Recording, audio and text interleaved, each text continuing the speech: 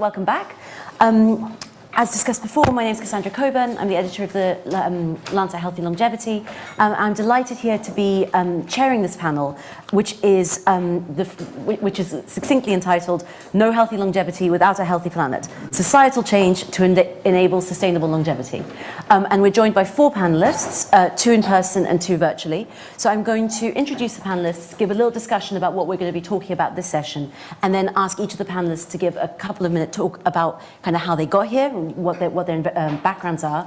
We are very fortunate to be joined by some fantastic speakers from very diverse backgrounds. And then we'll kick off. So first of all, here with us today, we've got Professor Carol Brayne from the University of Cambridge. She's also the chair of the Wellcome's Population and Public Health Review Group. And we have Mr. John Godfrey, who's the Corporate Affairs Director from Legal & General. And then, sorry about the feedback. Joining us virtually, we've got my colleague, Dr. Al Brown, who's the editor-in-chief of the Lancet Planetary Health, and we've got Professor Bobby Duffy, who's the director of the Policy Institute at King's College London. So welcome to you both. Oh, and apologies, I need to look there when I'm talking to them, so if I forget, sorry guys. So this session really is a very complicated one. There are two huge challenges facing society. One we know a lot about, which is the focus of COP, environmental change, climate change. We know that we're changing the world, and we know that that's going to increasingly make it harder for human beings to survive and thrive.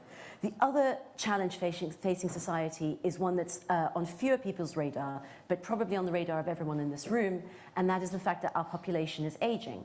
So how do we have healthy longevity? The UN estimates that the global population will hit around 10 billion by 2050, but I think we reached this milestone in 2018. There are now more people over the age of 65 than there are children under the age of 5. So what we're looking at now is a complete change in the traditional structure of how society's population is structured. It's an inverted population pyramid. Older people are, to a large degree, more vulnerable. They're more vulnerable in terms of healthcare needs. They're certainly more vulnerable to extremes of temperature. They're less mobile to respond to in the event of extreme weather events and so on. And they also have greater resource needs. Equally, you could argue that older people hold disproportionate amounts of power and wealth in society, characterized, and they're frequently characterized by a reluctance to change the status quo. So are we looking at intergenerational strife and conflict, and how are we going to resolve this when we consider that we need to act as a unified society to address the problems that we're facing, environmental and population-based? One of the things that's really struck me, actually, looking through the headlines that have been generated from COP over the last 10 days, is the focus on youth. I think Obama yesterday was saying, stay angry, and specifically aiming at young people who are fighting against climate change. So if we have a message which is fundamentally divisive and saying that young people need to be angry about climate to affect change, where does that leave us as a general society? How are we going to marry school children's protests with pension funds' investment mandates? How are we going to make that work? So that's what we're hoping to discuss today, and we've got a fantastic array of people here to discuss that. So if I could ask Carol and John to introduce yourselves first, and then maybe Al and Bobby, and we can and I'll start asking some questions. So thanks, Cassandra, and thanks so much for inviting me to be part of this panel in what I think is a really important meeting, even though, and more importantly maybe because it's a fringe. So my own background is, I started off effectively as an environmentalist, environmental campaigner in my teens, but then went into medicine. And in medicine, I then went on to epidemiology and public health. So I'm a public health physician. And I have studied aging throughout my whole career, so following cohorts of people across time. And I have now, basically, I had a disconnect of the environmentalism and the aging research. And increasingly over recent years, partly through the research findings, it's been obvious to me that we must align the health and sustainability agendas and the aging and sustainability agendas. So that's me, and that's why I wrote a paper called Dementia Research for Fit for the Planet, and Fit for the Aging Population. So there's trying to bring those things together. Thank you. John? Yes, thank you very much for having me along. My background is steeped, if you like, in pensions and annuities and longevity and things like that, as well as investment management, and I find it deeply fascinating. The thing that got me very deeply involved in this particular agenda was working with the all-party parliamentary group on longevity, which resulted in setting up something called Business for Health, which is a small new organisation which is trying to figure how can business make a positive contribution to this. And this is really important to pick up Cassandra's point about intergenerational wealth and transfers. You know, there is more money now in the pension system and more global money available than there's ever been. If we can find ways to invest that sensibly and productively in ways that help the upcoming younger generations, then we can actually even out that balance. Just on health and climate, I think there is a huge parallel between those two things. One, there's an obvious feedback loop between health and climate. You know, this is heat waves, cold snaps, physical disasters, all the rest of it, new vector transmissions for communicable diseases, all the kind of obvious things we can point at. But there's also a kind of intellectual parallel, because we now have big institutional investors like ourselves pointing very hard at steering capital from climatically bad things to climatically helpful things. And I think the same logic can apply exactly to health and longevity. Thank you. If we could start with Al, simply because he's at the top of the screen. Yeah, so my name's Alastair Brown, and I'm the editor-in-chief of the Lancet Planetary Health, which is a journal which publishes content loosely around the intersection of people and the planet, if you like, the health of people and the environment. My background originally was in environmental science, and then I did some research in paleoclimate research, so long-term natural climate variability, and I worked for a short while in climate adaptation in a kind of a policy-facing role before I moved into editorial. I worked at Nature Climate Change on impacts of climate change, and then a couple of years ago came over to the Lancet Planetary Health. Yeah, so that's me. Thank you. And Bobby, last but not least. Yeah, hi, great to be here, even if it's virtually. I'm Bobby Duffy. I'm Director of the Policy Institute at King's College London and Professor of Public Policy.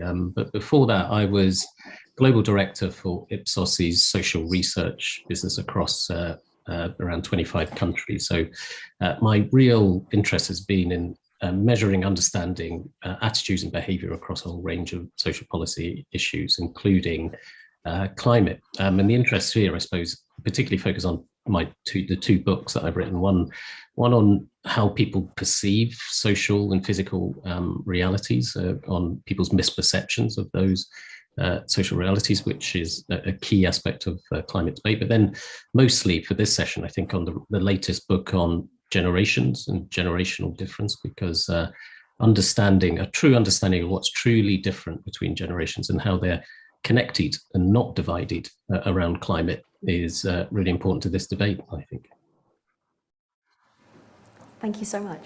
So what I'm going to do is I'm going to just lob some questions at people, actually at no one specifically, and see who wants to take it and run with it, and hopefully we can have an entertaining fight for everyone.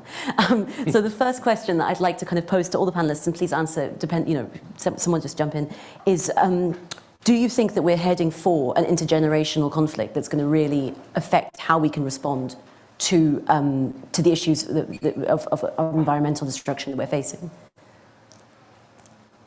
I'll kick off if you like. Go for it. I'm not an intergenerational researcher, but I have seen obviously relationships between generations in the cohort studies that we've run, and the socialization and the changes across time, and the importance of loneliness and social connectedness, which actually is a risk factor for dementia. So it's these are incredibly important areas. I think that on the ground probably it's a lot better than we fear, but I know others will talk about the intergenerational fairness and equity in relation to finance. But I think it's going to vary enormously according to history and the culture and the socioeconomic circumstances of the countries and their demography, because you mentioned about the demographic pattern for the world, but if you look across countries and regions of the world, it's hugely different. So some populations have, most of the population are aged under 21. Yeah. I would tend to agree with Carol about that. That there is certainly no need for an intergenerational fight, if you like. What worries me much more is inequalities within each generation, because certainly what we see in the financial world, and for example, the world of housing, is that people who are now in old age have accumulated a lot of assets. They often will leave those down the family. We will see it also in, for example, the bank of mum and dad, whereby older people help their children, sometimes their grandchildren, to get onto a housing ladder. So, money does transmit itself up and down the generations. You'll see it also with middle-aged people funding the elderly social care of their very old parents if they have to. So money moves up and down the generations, all right, but it gets siloed. And, it's fantastic if I can afford, the deposits for my 2 children to get flats, but not everybody can do that. And that I think is probably a bigger ultimate outcome than straight sort of horizontal struggle between the generations. Absolutely. I wanted to pull in Bobby here because obviously his book focuses very much on this, and whether or not there's a notion of generations in the first place, or if I read that one of the things that you've said is that maybe that this is lazy labeling of different age groups. I wonder if you could comment on that. Yeah, and John's points are really well made about intra-generational inequality. Maybe we come back to how that works in practice, but I do think that is the big story of the coming years, about how this incredible wealth that's concentrated in some parts of the older age bands is going to flow down unevenly, what that means for inequality across society. But on the sort of basic point of generations, the central point of the book is that generations is a really big idea that's got a huge history in sociology and philosophy and is central to understanding how societies change, but it's been horribly corrupted by terrible stereotypes and myths and cliches about generations. And actually, climate change is one of the biggest and most dangerous myths that we've kind of talked ourselves into in this. So, for example, when Greta Thunberg was made Person of the Year in 2019 by Time magazine, they called her an avatar in a generational battle between old and young. The US singer Billie Eilish was much more direct. She said, the old people don't care if we die, but we care if we die, and we don't want to die yet. So we've got this kind of cultural discussion that's got an unthinking ageism in it. And I've got sympathy with your view about, and Barack Obama's point on staying angry, encouraging young people to stay angry, because that is an important source of change. That is true. But the risk is that we are dividing people based on a complete misreading of the data. We've just got a new poll out today, jointly with a new scientist in the US, that looks at concern about the environment and environmental activity across the different generations. And there really isn't anything like the gap between young and old that you would expect from the rhetoric. There's a few percentage points here or there. Sometimes actually older groups are more active in things like boycotting products for social purpose reasons. They're more active than young people in certain types of high profile activities. So the rhetoric does not match that reality. And as you said at the top, Cassandra, the problem with that is we start to believe it when we've got this rhetoric. Because what some of the other questions in the survey was, we were asking people, who do you think is least concerned? And the answers in the survey were always the older people are less concerned or less active in this. And that sends a really bad message to, as other parts of this session will probably cover, what is a huge and growing and wealthy demographic. You're basically presenting them with a norm that says that you don't care. And the trouble is, we know that those norms are really important in affecting our behavior. When we think something is a norm, we're more likely to act that way. So, as you say, we're dividing people, potentially dividing the population on something we need to unite on. And worse than that, it's based on a misreading of the reality. Absolutely. Al, I wonder, do you have anything to say to that, or shall we? Yeah, I've got a couple of points to make. So I think one reason perhaps that people often think about young people as being more concerned is because climate impacts are often talked through projections, which are in 2050 or 2080, and so there's just a perception that people will still be alive then, and that this problem is going to be a problem that young people experience, whereas until recently, I mean, now climate change is affecting many people around the world already, but just 10 years ago or 15 years ago, there was a perception that it was a future problem. And so I think perhaps that's one of the reasons why there's a perception that this is something for the young people. And I suppose my other reflection, but it's more of a question, is it's one thing to acknowledge the problem. It's another thing to say, now, what do we do about it?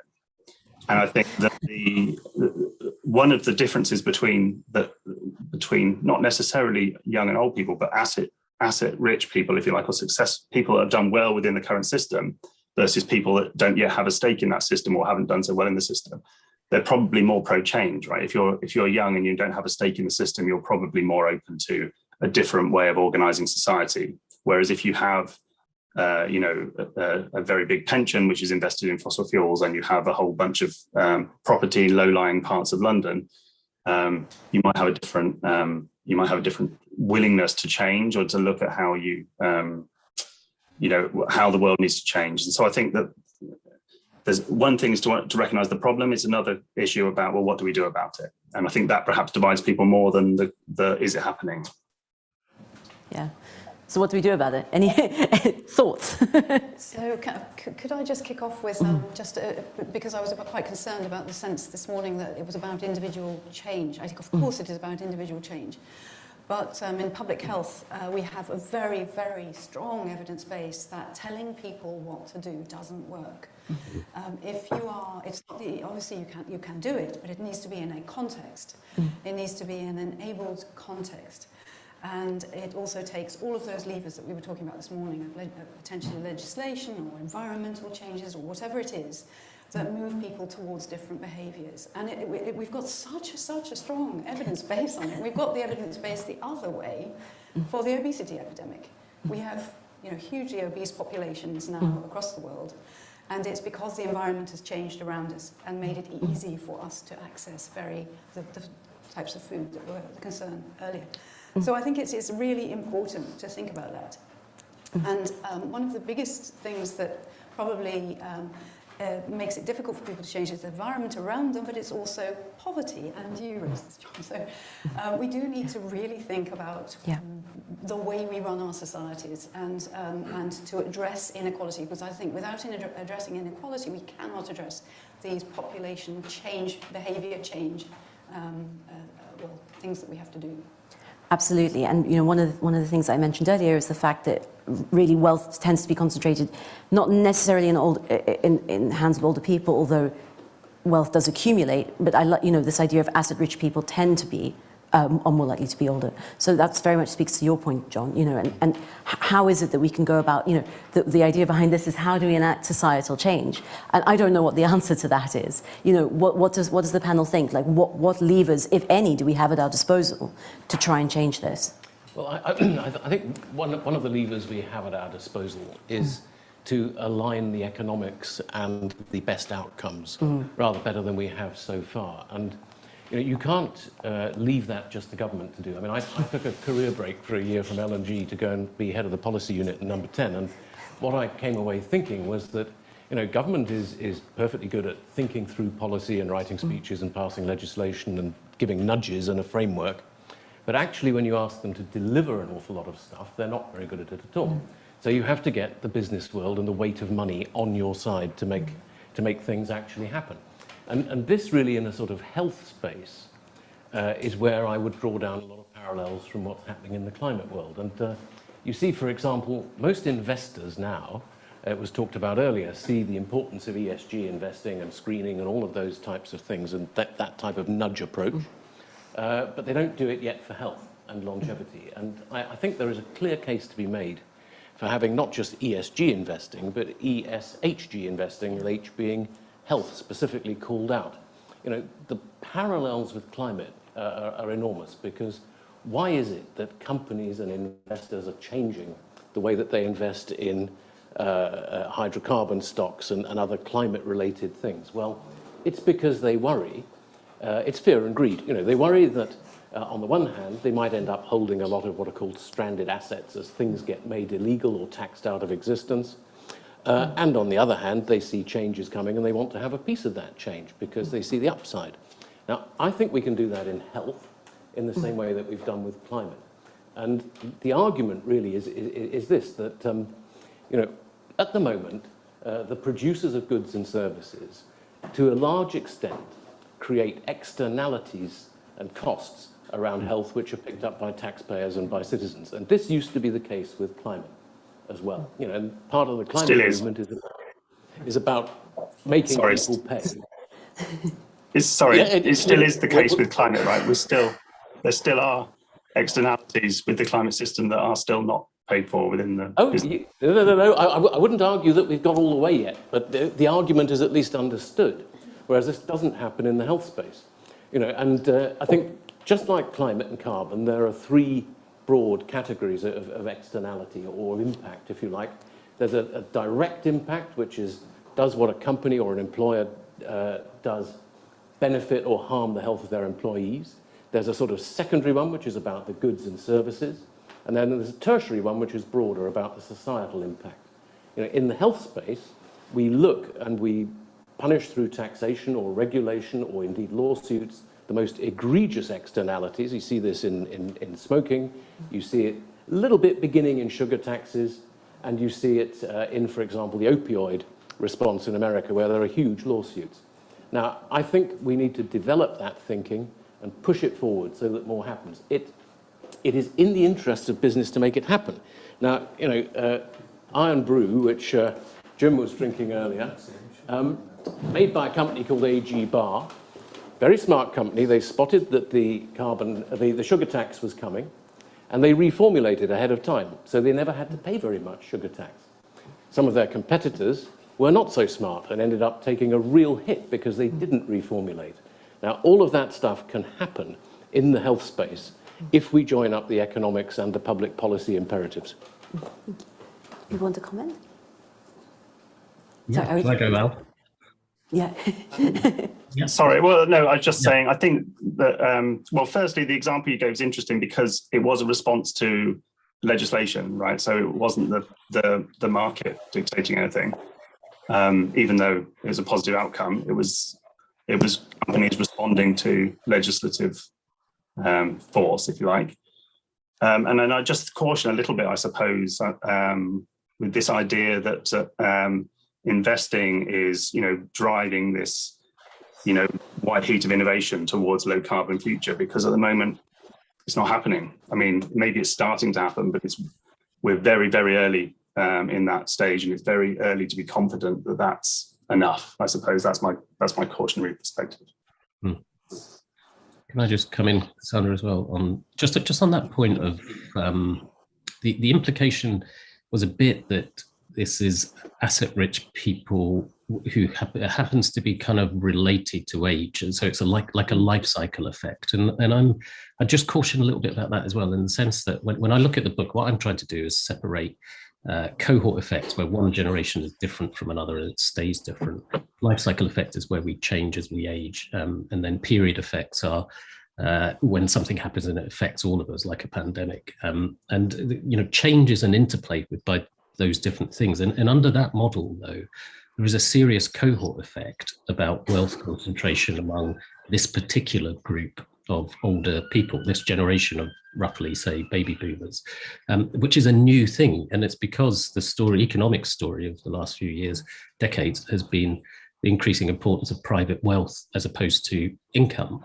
So wealth has increased a lot through housing booms, but through other mechanisms too. And that shift in wealth as the economic story, and then its concentration among a certain selection of people within a certain cohort, that is the difference. And that's different. This is not like a natural pattern. This is different, something new that we're going to have to deal with, and how that flows down unevenly across generations, down through generations, but unevenly across the population is one of the big challenges. But then, so onto your point about what do we do? I mean, I think it is a lot of the focus of my work is, because it's generational, is it's looking at long-term versus short-term thinking, and the extent to which we've got a chronic short-termism, which we'd all know in this sort of environment. And how do you respond to that? And the great kind of good ancestor thinking about short and long and how we're drawn towards short-term thinking is we need to institutionalize, have institutions that are focused on that longer-term perspective. So you've got Future Generations Commissioner in Wales. You've got these initiatives that are growing up around the world. At this point, just one step in the right sort of direction. But I think if you've read Kim Stanley Robinson's Ministry for the Future, you can kind of see how it intertwined that long-term thinking is with the economic thinking that John is talking about how you need to have those economic instruments in order to actually have that type of the level of structural change that you need to have a long-term impact. So you need both of those things. You need a kind of a thought that to encourage that long-term thinking, you need to institutionalize, and you need to look at it as an integrated thing where you can't separate health, climate, and the economy. No, absolutely. It's interesting you mentioned Kim Stanley Robinson. For those who don't know, he's a science fiction writer, and one of his most famous trilogy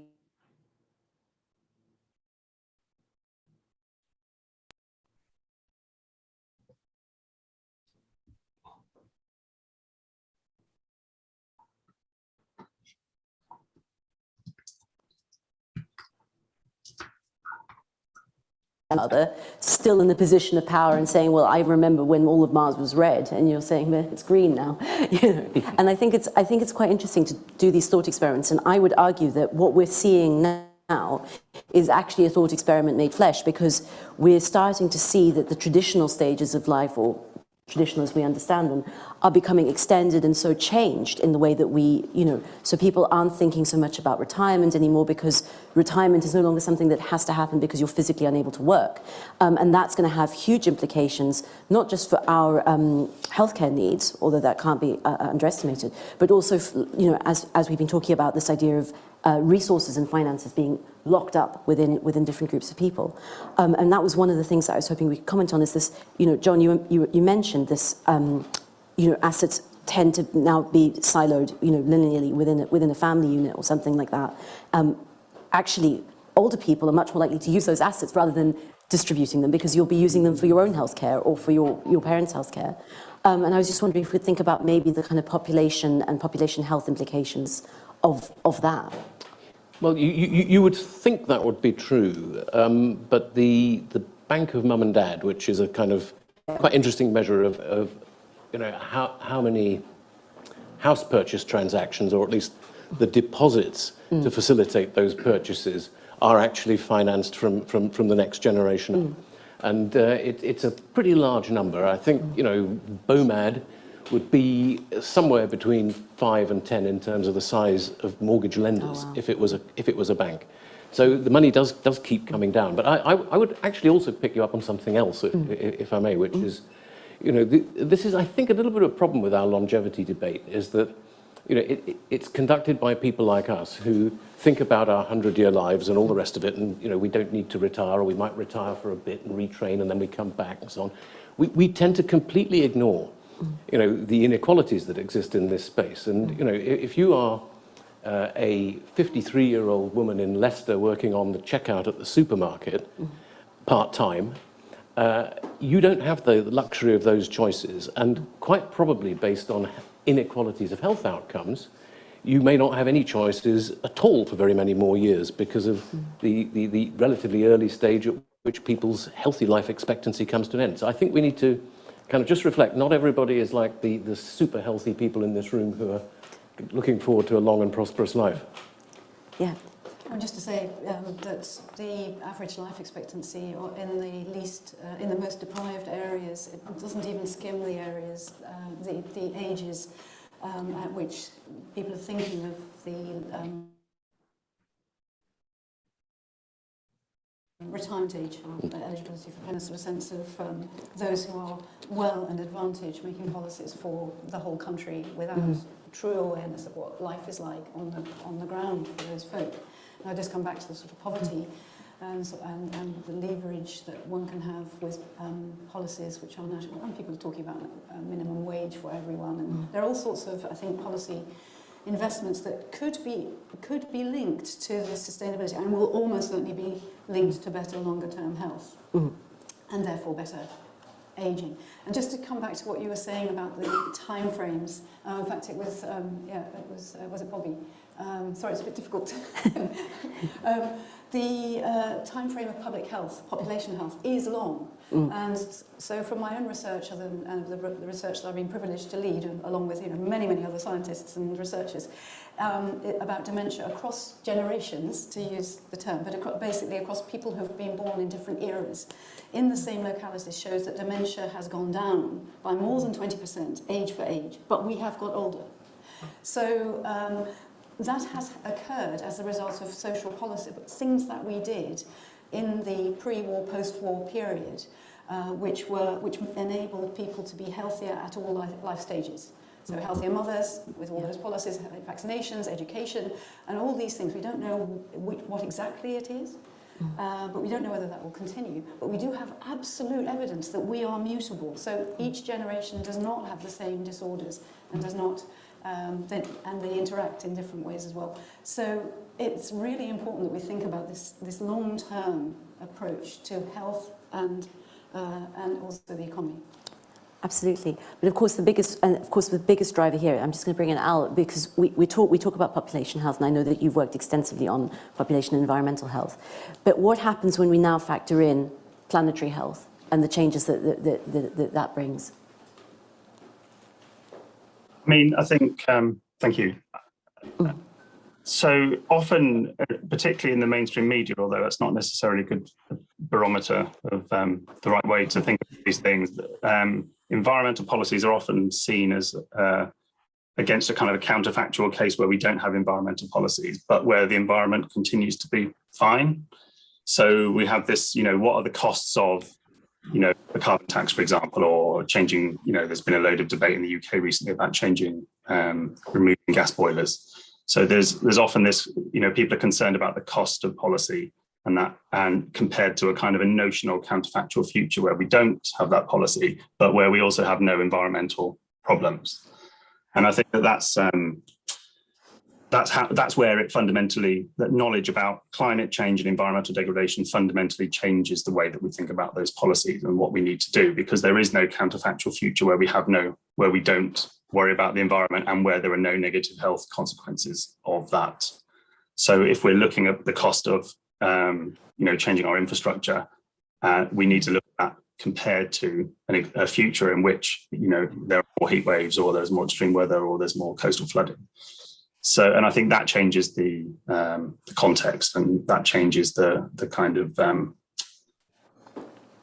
value in these policies. And I think that there's a huge problem in that that's still very rarely framed that way when we're talking about the costs of environmental policies. So that's one way in which I think an understanding of planetary health and the way in which the environment affects our health really changes the way that we think about which policies are going to be needed compared to our more conventional way of framing it. Yeah. So I guess my question then would be, how do we mobilize? This is the question that was asked to the panel earlier on today. What are the levers at our disposal for getting people to think about these things, and especially from a health context? Are there solutions that for both, for ensuring healthy longevity and a healthy environment? Can they work synergistically as opposed to in conflict? I'm happy to. Yeah. And I just want to also bring in an area that we haven't talked about much today so far, is basically our research, our evidence base. And so the evidence base is constantly being generated in medicine, and it's being used to create certain paradigms, the ways that we deliver healthcare. And this relates to the expanding middle class in lower middle income countries as well.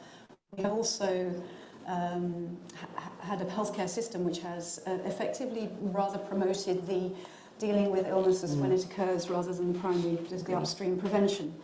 And we have good evidence bases across the board, but we can have much better evidence bases to align the sustainability and the health across the life course. It would be very possible to look at every single life stage and say, we can optimize, in this case for me, brain health, as well as doing things which are as it were, in favour of the planet and planetary health. And in this space, we have a massive emphasis at the moment in our life science strategy, which is on robotics and AI, but also on early diagnosis. These things are, a lot of these things are very, very energy intensive, they're material intensive, they're transport intensive, they consume a lot. Our NHS consumes a lot, as does the medical research establishment. So we need to think about how are we investing into the evidence base that then shapes the way that we handle health and healthcare. And I would just remind everybody, this is my area of research, we do all have to die. And not everybody wants to live to 120. So when we look at morbidity at the end of life, and we want to sort of compress morbidity as far as we can towards the end of life, but there is going to be a period of ill health and so on. So we can't eradicate cancer and heart disease and all these things because we do have to die from something. And often people die from dementia. So, but we do know that we can change it. We can make it better. We can make it happen later. But it's also possible to do it in a way that doesn't require that intensity of healthcare provision. And we have marketed a model of very intensive medicalisation of the population. Everybody, people are Fitbitting and all the rest. We are quantified selves now. Some people more than others, but we already know that we can have healthy lives by actually not doing any of those things, but making a healthy environment for us all to grow up in. Yeah. If you want to comment on that? Just briefly. I mean, I Sorry. think. Oh, yeah. Very briefly. I mean, and Carol said it very well there. I think. I mean, we do know so much about what works on these things, and really it is about taking that effort to have a long-term focus and commitment to it, because it is much more about setting the conditions and prevention than it is about dealing with that intensive medicalisation as you was describing. I think just a reflection from a generational perspective on things like smoking and obesity, it is the smoking cessation approaches were, partly a completely explicitly generational investment. Of course, it was about stopping people smoking at the time, but it was also about removing the normalization of smoking for people who were going through their formative years.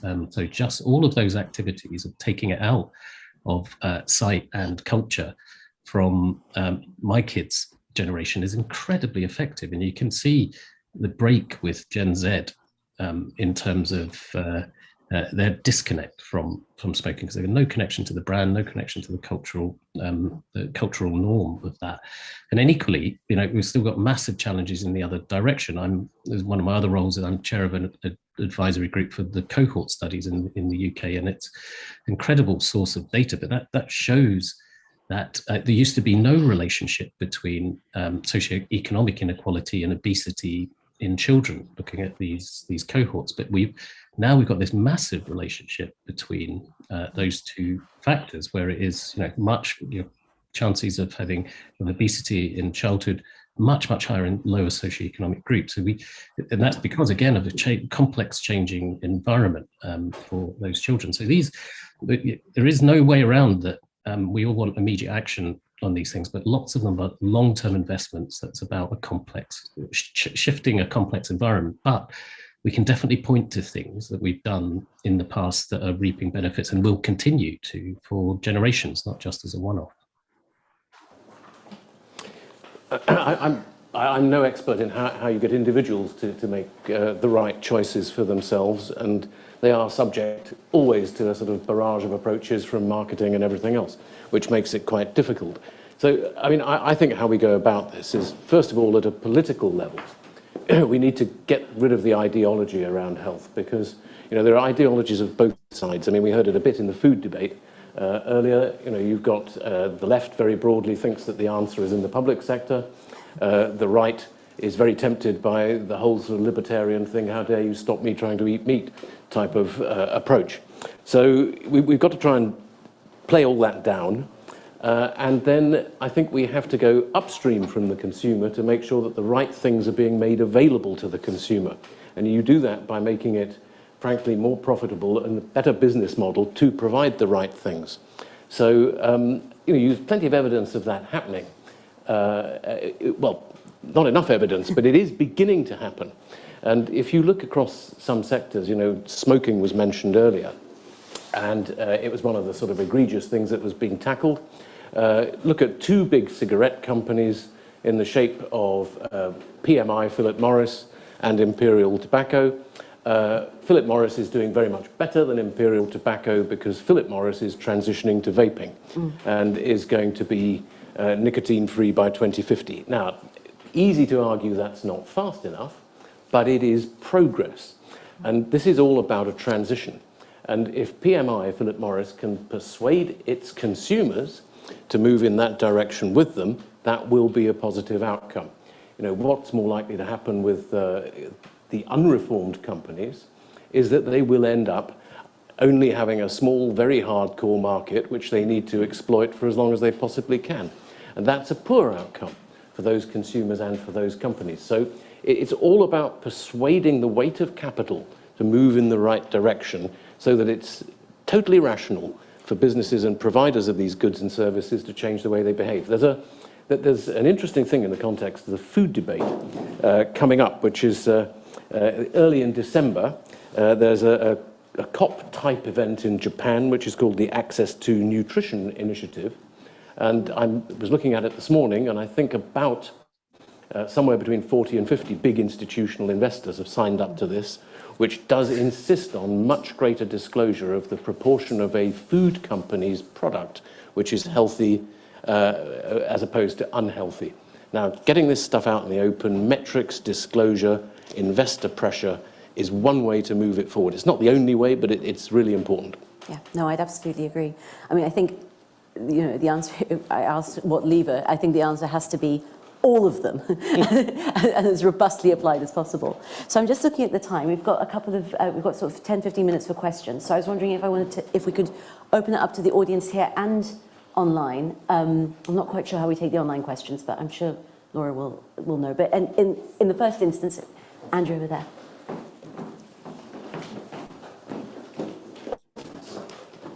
Thank you. That was a great session. Is this on? Yeah. Very good. Actually, to Carol, I sort of want to pick up on something you said. So I share your enthusiasm for public health. I think it's a wonder. What it can achieve and at the cost to which it achieves it is extraordinary. And, you know, I've seen estimates that something like 25 out of 30 years of the extra life we've got come from public health. So wonderful. I also agree with you that health span isn't keeping up with life expectancy, so compressing mobility is absolutely the most important thing, and tackling age-related diseases and the growing inequality just compounds the value of that. So, yeah, okay. So that speaks obviously to, you know, a new public health agenda aimed at, let's call it, second half of life. But have we seen a failure of public health, that these inequalities have increased? Or do you think we're going to see a correction and a really big public health agenda aimed at second half of life, and how do we get that? Well, I would say it's... I wouldn't say aimed at the second half of life. What I would say is actually across the whole life course. And it needs to be tailored according to the socio-cultural context and the era, as it were, as Bobby was saying. So has there been a failure? Well, I think it's been quite a challenging period for public health, I would say. And clearly there's interesting analysis of why public health has not been able to sustain, as it were, the strong policy presence to ensure policies that do not increase inequalities and decrease life expectancy. And we're seeing this decrease in life expectancy in women at the moment. And some people point the finger at the public health leaders. As an academic sitting on the side, I'm talking about the UK at the moment, but I think, you know, you could argue similar things across the world. But from the UK's point of view, and particularly England, I have seen as an academic my colleagues in public health struggling, trying to deliver an agenda, but being moved from pillar to post. And of course, in recent years, the public health budget has been slashed, absolutely slashed. So I think it's a complicated story, and I think a lot of the researchers, people like me, we've been very quick. We've done a lot of work in cohorts on biomedical stuff, Bobby, but perhaps we've been less effective about thinking about people in place and people in context, and we sort of moved away from that. It's almost like almost like an ideological move away from collective to individual. And now we need to try and rebalance it so that we try to think more about research which is relevant to populations and communities and people of different ages within communities. Did you want to add something, Bobby, or you good? No, I mean, it's spot on, I think, from Carol there. I think that's absolutely right. There's been budgetary pressures, but also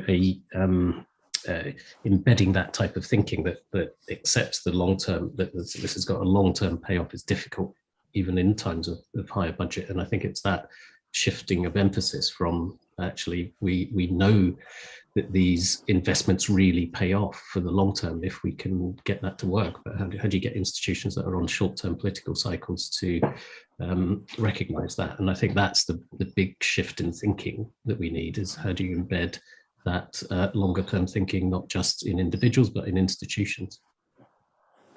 Absolutely. Thank you. Any other questions from the audience? Thank you. Thank you. I wonder to what extent future improvements in efficiency, effectiveness in public health delivery are going to, in health service overall, are going to involve digital techniques and methods, and to what extent does that exacerbate inequalities? Is it going to be much harder to address those if we're trying to use telemedicine, or even if just I don't just mean the older generation, there's a divide between who has access to technology? Yeah. Carol, do you want to go for this? I'd be very happy for others to comment. It's absolutely right. I mean, we're trying to do to test the concept of dementia risk reduction in areas of social deprivation and inviting people to take part. It has been affected by COVID, but the response rate, even in the late middle-aged population, you have to have a smartphone, is around 5%. Okay, so the idea that we're going to reach people easily with digital, telling people what to do, kind of, or being manipulated by your widgets. It is likely to drive further inequalities if we don't think about it very, very carefully from design onwards, and also think about the age groups and the cultural context of the individuals to whom it's targeted. Yes. No. Any other questions from the audience? Can I ask a question? Yeah. All right. Well, it's more of a sort of... Oh, hold on, just wait for the mic, just in case. I'm a little bit concerned about the pessimistic tone of some of the comments. Because actually, it is true that life expectancy in men and possibly in women in the UK has fallen slightly, but there are specific reasons for that. Social care ineptitude. The pandemic is another reason. In the United States, the excess deaths in men are due to the opioid scourge, which is taking between 60 and 80,000 people a year. But let's just look at some of the positives. You quite rightly point out, Carol, that we are all destined to die, and the compression of the period of morbidity towards the end of life is really important. But there is progress in the key diseases of aging which result in most of our deaths, which are largely cancer, cardiovascular disease, obesity, stroke, diabetes, and dementia, which is going down, as you say, in terms of percentage of the population, if not in proliferation. In cardiovascular, every year, the incidence of cardiovascular deaths goes down by 1 to 2% in the developed world. In cancer, many cancers which were formerly intractable as a result of immunotherapy and new treatments are actually now giving many years of healthy life to patients who were suffering from them. And I think the progress, I think Deb would agree with me on that, is only going to be more positive. And we've also seen that some of the pathways of aging are now potentially and possibly actually malleable, which means that for the first time biotechnology can have an effect on the pathways of aging. So I just wanted to make the point that we should be encouraged and not discouraged. And I'm sure that you have optimism in your hearts as well. But maybe, Bobby, you could answer the question. Are you fundamentally an optimist about our human condition?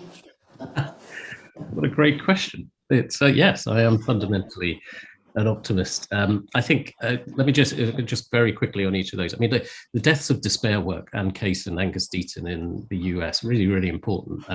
And it's not just down to the opioid crisis. What their point is that this is much more of a social and public health phenomenon more generally, where a way of life or a faith in the future has been lost among a big chunk of the US population. And that's really, really important to understand the social conditions that related to that.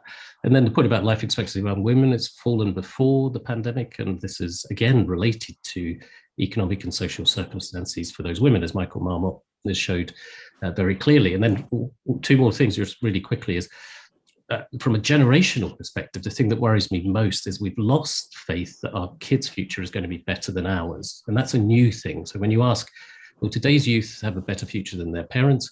It used to be half of people said yes, and half of people, a quarter of people said worse. And that's been reversed, so that only a quarter of people think it's going to be better and half think it's going to be worse. But having said all of that, to go back to your point about optimism, I think the thing that I get most optimism from is I have to look at long-term trends looking at this. And you can see from that the huge improvements that we've had in the past, but also that when things went bad or things were going downhill, we managed to turn things around in all sorts of different circumstances. So there is this dangerous narrative of inevitable decline across generations in some aspects, or that we're heading towards a particular crisis around a particular subject. But that's not the case. And I think the long-term view can also give you optimism and encouragement that we've still got agency to change things. And that's the greatest cause of optimism that I have, is actually there is no inevitability to this. It's our interventions that can change and make a better future. That's a very, very lovely note. We've got another question from the audience just here. If you could just pass the microphone back. Thank you. So, I mean, I'd like to concentrate on health span as opposed to lifespan. Absolutely. And back to what can we action as a consequence of the information that we have. And if you just did one thing and looked at the way in which food is marketed to the entire populace, and living in the States as I do, I recoil when I see the pizza, the Coke and the adverts, which actually are beguiling the nation into consume more, 2 for 1, etc., etc. And we talked about the sugar tax and so on. Can we actually set up a real initiative to force, in the same way as we put money, taxes on cigarettes, do the same for food in all different domains of food production, and say we will make this unpalatable, excuse the pun, and actually see a meaningful impact on the food delivery side as opposed to the distribution side? I think Al is probably the best place to answer that question, thinking about how we can use taxes to change things from a sort of planetary health perspective, and thus health perspective. I think that, I mean, just really quick reflection on the point earlier about optimism. I think from a climate point of view, it's harder to be optimistic because the metric of success, which is atmospheric CO2 concentration, is still rising. So there's this looming problem that we're not addressing, whereas all the metrics of success for healthy longevity are improving. So that, you know, while it's nice to be optimistic, it's important to be to have some metrics of success which you look at and check. And I think that the story on climate is actually thus far pretty unsuccessful, and that is a reason for concern, because the past extrapolation into the future is based on an assumption of a static background, right? That in the past we've done well, but we've got this looming crisis, we're not doing so well. Now, I don't mean that to sound terribly pessimistic, like we've got no chance. I absolutely agree with agency, but I think that you also need to recognize when we're not doing a terribly good job, and therefore we need to exercise that agency to really do something different. I don't think that we're doing that at the minute. At least if we are, we're in the very early stages of it, and we've certainly got no room for complacency. In terms of, so I suppose that makes me feel somewhat more interventionist than lots of other people that might be in a context looking purely from a longevity perspective, where you think we're doing quite well, so we don't, we just need to tweak around the edges. But from my perspective, most of those interventions have come in through some kind of incentive, through either a tax break or a tax incentive or some kind of legislative incentive. Most of the time when companies behave better, it's because they're motivated to do so. Yeah, I'm fairly pro incentive structures. Of course, you have to be very careful about how you put them in place and who they affect. But from a an environment point of view, we don't seem to be doing a terribly good job.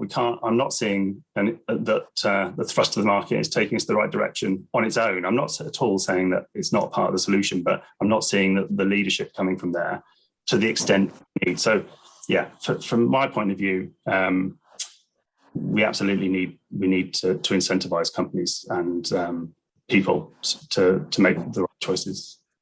I hope that answers your question. I got a little bit, sorry.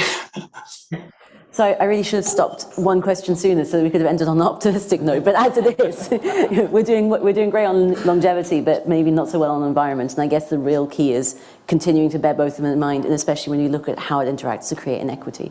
So I think we're bang on time. So I just want to say a huge thank you to our panelists, both virtual and in person. It's been so much fun to listen to the huge amount of knowledge that you've brought to this. I'm very grateful. So could we have a round of applause?